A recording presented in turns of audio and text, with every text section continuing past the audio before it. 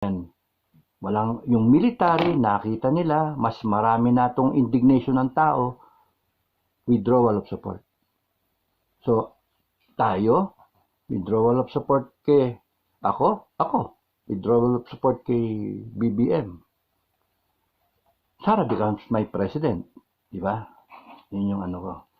Okay, yung sa manifesto is a withdrawal of support. In the summary, withdrawal of support. No? Magandang araw mga kaibigan. Ubusin ko lang ang dark chocolate.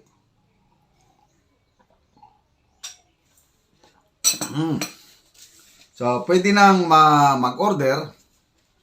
Dito kayo mag-contact sa mga, lalo na mga kapwa ko senior citizens. Kailangan natin ito, very healthy drink. Pure cacao. Okay, so, gumagana na o uusad na ang manifesto ng taong bayan telling that the Filipino people are now withdrawing their support from the president na nakaupo sa Malacanang. Yan po ang initiative ni Premier Class 83 Baron, Captain Dado Enrique. Salamat, sir. Ako, pumirma na o pipirma pa, ipopost niya, today, I will sign that manifesto. Ayaw ko na sa presidenting ito. And I'm very sure, as the sun rise in the morning and sets in the afternoon, maraming pipirma yan, mga kapwa ko, retired generals. Hindi ko lang sila pangalanan, but ang daming galit na sa administrasyong ito. And I'm very sure, kahit mga, when I mean AP retired generals, both PMAers and non-PMAers, and I'm very sure, mga retired men and women in uniform, I don't know, sa active, parang hindi pwede. But kami nga retired, aasahan nyo yan, marami, and kayo rin, mga civilians, please, sign this manifesto. Alam mo, magsabay yan. Sana makabot ng millions of signature yung manifesto yan, plus sabayan pa ng pulboronic video. Aywan ko na lang, saan pupulutin? Sa kangkungan na pupulutin yung nandyan sa Malacanang. So, exciting ang 2024. Salamat po, Sir Dado. Okay, panoorin natin ang iba pang mga pahayag ni Captain Dado sa kanyang latest vlog. Yung title niya is, I signed the manifesto withdrawal of support. So, kawawang Pilipinas. Iba nagpapatakbo, ang binoto ninyo, si Bongbong, tapos nun, ang nagpapamalakad, First Lady, tsaka si Tambalolong. Paano yun? Oh, tapos, nagdodroga? Question mark. Malalagay tayo sa langanin. Paano kung gayon yan, biglang may namatay, biglang may earthquake? Nasaan yung presidente? Naka-attend ng party. Pag may enkwentro nasaan ang presidente? Paano kunyaring may West Philippine Sea nagkaroon ng bakbakan? Oh, nasaan ang presidente? Hindi pwede. Hindi pwede nating ialay yung pasensya, yung konting tiwala, at may nagagawa naman. Yung ganun ba? Pagkaawaan natin, bigyan natin ng second chance. Pwede natin sigurong bigyan ng second chance kung mababa yung pwesto. Pwede pa Kongreso, pwede pa Senate, second chance. Pero yung presidente ka ng Pilipinas, Supreme Commander ka. Di ka pwedeng gaganon-ganon. Kaya nga, mas mabigat yung responsibilidad ng presidente, kaya dapat mas mabigat ang expectation ng tao, mas mahigpit tayo. Kasi yung future ng bansa at ng buong katauhan ng Pilipino nakadepende sa isang tao na yan. Diba? Nakadepende sa kanya. Kahit may busy siya, spare tayo yung busy. Yun yung sistema natin. That's why, the question lang is, did I intend to deceive? Yes. Did I intend to take undue advantage over the Filipinos? Again, yes. So, this guy is not honorable. AFP, mga retired na mga mayor, he is not honorable. Because may isa siyang sinabi, takbo akong presidente, boto niyo ako, sama-sama babangon tayo muli. Nasaan yung presidente? Nawawala nga, tayo bumabangon. Ngayon, lumulubog yung barko mo, nasaan yung kapitan? Pinagtatalunan nga namin ng misis ko nagkukwentuhan kami. Lumulubog yung barko kasi nandun tayo lahat, no? Substandard, may pinatche doon na butas. Sabi ni Sas, nandun din sa barko si Sas, paano di magkakaloko-loko yan, kinurakot yung pera. Yun nasabi ni Sas, kinurakot yung pera, ganyan, niloloko lang tayo. Sabi naman ni Marlica, nandun din sa barko. Nasaan yung kapitan? Nandun, sumisinghot. Binibidyohan niya. Ay, nako, Pilipinas. Tapos, nandyan lahat ng vlogger. So, paano? Nasaan ang Pangulo? Ako, ang tanong ko, nasaan yung pangalawang Pangulo? Step up, save the country. Save the boat. And we will support you. Madam President, ano ang pwede mong gawin? Ano ang kailangan naming gawin? Suporta kami sa iyo. You want to declare a revolutionary government? That's your call. You're the president now. You want to abolish Senate? That's your call. You are the president now, as far as I'm concerned. But if other Pinoy survivors in this channel and other people from all walks of life, all Filipinos, Luzon, Visayas, Mindanao, global Pinoys, OFW, follow suit and then inangkin nila yung sinasabi ko na we have lost our trust and confidence and we are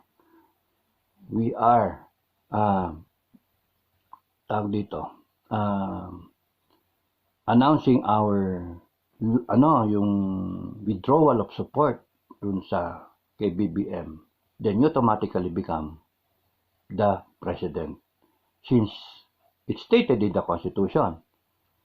Now, yung mga wise guys dyan, mga lawyer, mga iba dyan, dilawan, lawyer, mga expert, sasabihin sa inyo, that's illegal.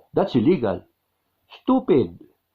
What could be so illegal when the people of the Philippines,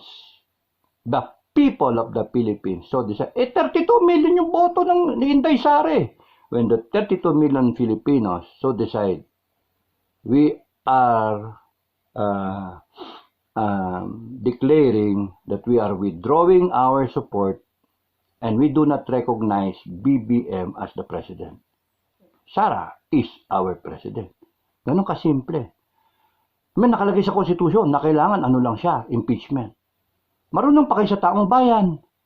Sinabi na nga ng tao Sabi ko na nga yung logic Yung constitution is a piece of paper unless ratified by the Filipino people. We, the sovereign Filipino people, nagbigay buhay at spirito sa Constitution. Now everybody follows the Constitution and all laws in the land emanating from the Constitution. And this government, this legislation coming na dapat consistent with the Constitution. At that moment, tonight, or today, Rizal Day, everybody feels, ang gising mo, wow, I feel like a Rizal. Happy New Year! Rizal, ano ba magagawa ni Rizal? Peaceful transition. Yun ang gusto ko, yung by use of my pen. Ano na ngayon? Internet na, SOCMED na. So, withdrawal of support. Millions of Filipinos talo Constitution because it is the sovereign will of the people. BBM administration et al. Sorry, pero panay bobo yung kasama nyo eh. Panay bobo yung kasama nyo. Because how can you suppress the Filipino people? They're now going out. Ayaw na nila eh. Galit na. So, ang hope ko, si President Sara will do better. You cleanse this country, tutulungan ka namin, di lang ikaw. Tutulungan ka namin. Alam mo, nag-iisa, hayaan natin nag-iisa, hindi. Tulungan natin that in our generation, with a presidency of a Sara for 4 years and then another 6 years, that's 10 years, maybe the Philippines will be a Singapore. Yun sa akin. But if we allow the current situation doing nothing, bahala kayo sa buhay nyo. Ako, matanda na ako, retirado na ako, I can do anything. Sabi ko sa inyo, regalo ko sa inyo itong huling buhay ko, regalo ko sa inyo itong Christmas at New Year. Inisip ko, why not withdraw my support kay BBM? And maybe kayo, aangkinin nyo rin yon. So that yung lilitaw, yung sovereign will of the people, mas mataas doon sa Constitution. Okay? So, yun yung meron ba akong hindi na And, yung nangyari doong panahon ni ERAP na withdrawal of support, hindi ko na ikwento. Bago nangyari yon, nagkaroon ng withdrawal of support yung taong bayan kay ERAP. Ang ganda, di ba? Hindi lang na-pronounce. Ngayon sinasabi ko sa inyo, when the impeachment proceedings, when they were asking for the second envelope, napubuksan yung laman ng second envelope, yung mga kakampi ni ERAP na mga senator, sinasalag. Hindi pwede buksan yan, ganyan. You see, ginagamit yung batas, lahat ng batas, para to your advantage. Di ba? So, nagalit yung tao, they went to the streets, people power too, and then, yung military, nakita nila, mas marami na itong indignation ng tao, withdrawal of support. So, tayo, withdrawal of support kay ako, withdrawal of support kay BBM. Sara becomes my president, di ba? Yun yung ko. Okay, yung sa manifesto, may sabihin nyo lang, doon sa comment section, sa dito, pagka pinost ko to, kung kayo magsasign. The manifesto is a withdrawal of support. In the summary, withdrawal of support, no? Okay, basahin ko sa yung manifesto, pakinggan nyo na lang, malapit na yung time eh. Then you indicate your name if you want to, para pagka pinread out ko to, kasama na yung pangalan nyo as one of the, wag yung bibigay yung signature nyo mismo. Sabihin nyo lang, I sign, tapos pangalan nyo, and kung OFW, probinsya nyo, country, o kaya kung retired kayo military man, sabihin nyo lang na kayo, kung ranko nyo, tsaka, hindi naman na kailangan ranko, sabihin nyo lang na kung army o whatever. But kung ano yung gusto nyo ilagay, at ano yung profession nyo. Manifesto ng taong bayan. I have 3 minutes. Para sagipin ang inang bayan. I still have to look kung kailangan pa itong i-correct, When the government, I just want you to know, na yung niya, yung laman niya. When the government we installed takes a path of oppression, suppression of truth, justice, our basic rights, our freedom of expression. When the government cultivates a culture of corruption, deception, coercion, and colludes with the enemies of the state. When government officials use existing laws to protect themselves from prosecution or to sow fear, takot tayo, amongst our citizens. Kakasuhan na nga raw yung mga vlogger daw eh. When the government puts in peril our democratic processes and the future of our country, we, the Filipino people, voice out in the loudest terms our grievances, point out the wrongs we see, seek transparency and accountability in the disbursement and liquidation of government funds, demand justice for the oppressed, and we strongly demand better governance. And when our demands fall into deaf ears, are met with arrogance and abuse of power, when we develop the feeling of hopelessness, wala nang pag-asa, tayo, betrayal of public officials, tinatarantado tayo, and the uncertainty of our future, delikado tayo, nagdodroga yung presidente, question mark, at magpapayaman silang lahat. We seek redress by exercising our sovereign will. That we, the Filipino people, effective immediately withdraw support for the President Ferdinand E. Marcos Jr. for betrayal of public trust. And we recognize BP Inday Sara Zimmerman Duterte as the President of the Republic of the Philippines by way of succession pursuant to Section 8, Article 7 of the 1987 Constitution. In God we trust. I sign. So, ayun. Ipopost ko yung gusto pumirma. Pumirma kayo. Kung ayaw nyo, wag. Walang pilitan yan. Nung troll, pirma na rin kayo. Ayun, salamat sa inyo lahat. God bless the Philippines. Itong regalo ko sa inyo. Tignan ko kung mare-retouch pa. Pero basically, you know the thought. You say, I sign. And then you put your name dito sa comment section. Okay, maraming salamat sa inyong lahat. My gift to you, God bless everyone. God bless the Philippines. Happy New Year. Bye.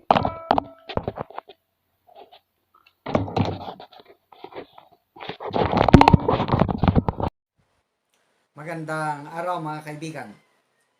Pag-usapan natin ang mga posibleng senaryo o yung mga pwedeng mangyari dahil dito sa pulburon video na anytime from now ilalabas na. Kasi sa dami ng may hawak, hindi lang iisa ang nakahawak nito ngayon. Dami. Yung latest vlog ko kanina, nabanggit ko na mayroong kaibigan ko na nagsabi nakapanood na sa video na yan at ang may hawak ay mga active PMA graduates. Grupo ang may hawak. So, mabigat yan. Oh, si Tatay Digong, may hawak din yan. Si Atty. Vic Rodriguez, may hawak. Si Jason Sa, napanood niya na. Sigurado, may hawak din yan. Sino pa? Ang dami.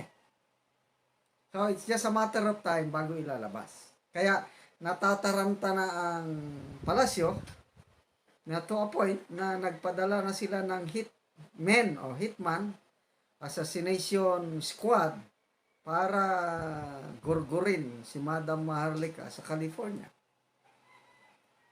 So, naprapraning na sila. Kawawa. Wala nang wala nang tulog na mahimbing itong nandyan sa palasyo. The end is near. Nako, mapakanta tuloy ulit ako. And now, the end is near. And so you face the final curtain. Kuting, I'll say it clear. I'll state your case, of which you're certain.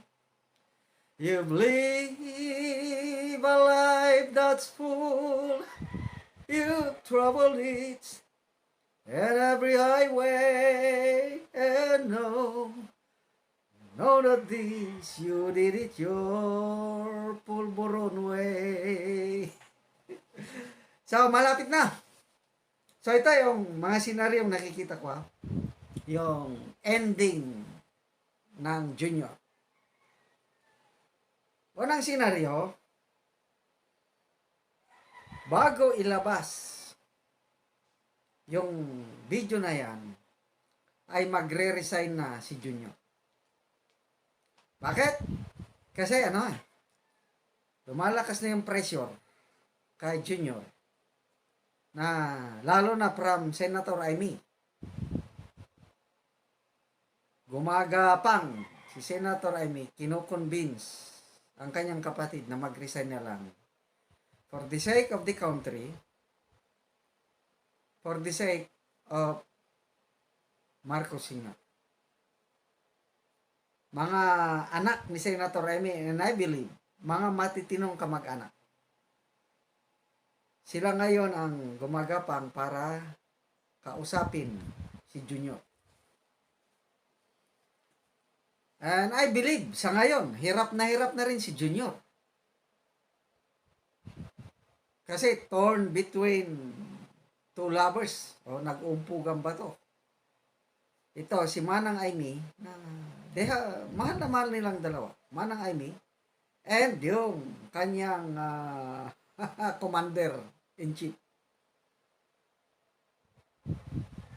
So, hirap na si Junior at baka bibigayan, mag-alboroto. Sige na, ayoko na! Yon, resign. Para makaiwas sa kahihiyan. Okay, once na lumabas yan ng to, I don't know, ngayon pa lang, excited na ang mga tao. Ako, excited ako. Anong itsura na? Commander-in-Chief? Grabe. Yung mga pioneers na nakapanood na may hawak, ano kayang nasa isip nila ngayon? I can just imagine yung kanilang pagkadismaya. How much more, mga government leaders throughout the world, makita nila. So, yun. Sana, ito ang pinakamadali, pinaka-safe. Wala nang kuskus balongos. Goodbye. Okay, second scenario.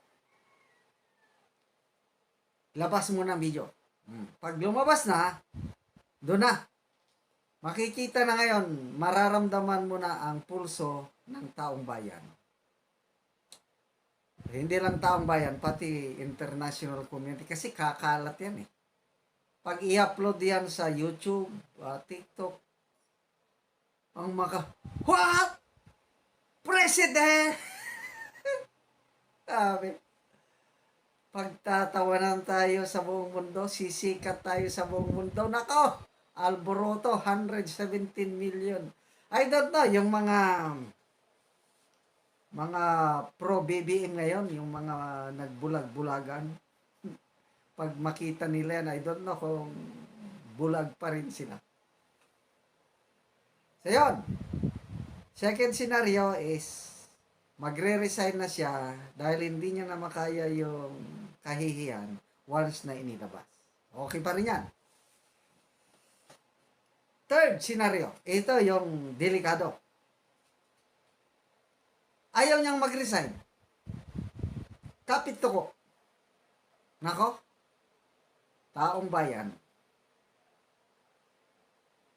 pupunta na yan sa lansangan.